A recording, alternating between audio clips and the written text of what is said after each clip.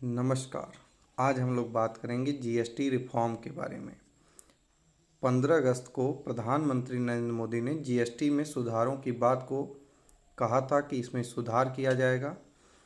तो जीएसटी में किस प्रकार के सुधार किए जाएंगे, आइए उनको जान लेते हैं। और सुधारों को जानने से पहले जान लेते हैं कि अब तक जीएसटी में क्या था।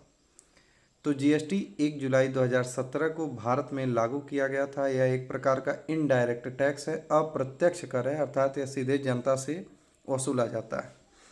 फिर इसमें बात करेंगे कि इसमें कुल कितने प्रकार की दरें थी, कितने टैक्स रेट थे। तो 0%, जिनमें उन वस्तुओं को रखा जाता है जिन पर कोई टैक्स नहीं लगता।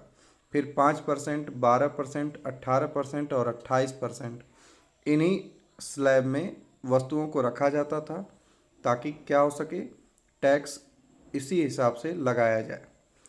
अब भारत में उपभोग कंज्यूम की क्षमता को बढ़ाने के लिए, वस्तुओं के जो उत्पादन क्षमता को बढ़ाने के लिए क्या किया जाएगा कि इन 5 दरों में से 5 को में से 0 को छोड़ दें तो इन 4 दरों में से 2 दरों को हटा दिया जाएगा।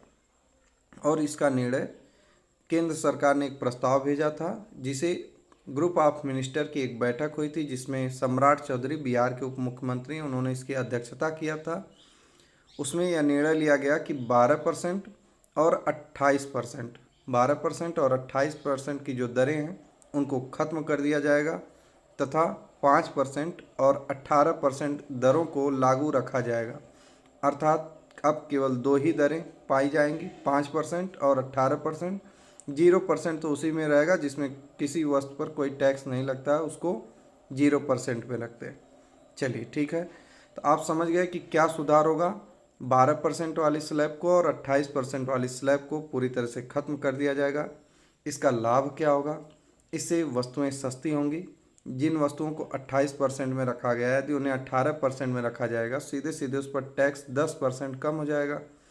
तो जो वस्तु आपको मान लीजिए 100 रुपये में मिल रही थी, तो उस पर 10% टैक्स अगर कम कर दिया जाए तो सीधे 90 रुपये की मिलने लगेगी। यही लाभ है। और इससे क्या होगा, उपभोग क्षमता बढ़ेगी। यह सुधार आपको कैसा लगा, कमेंट बॉक्स में ज़रूर बताइएगा।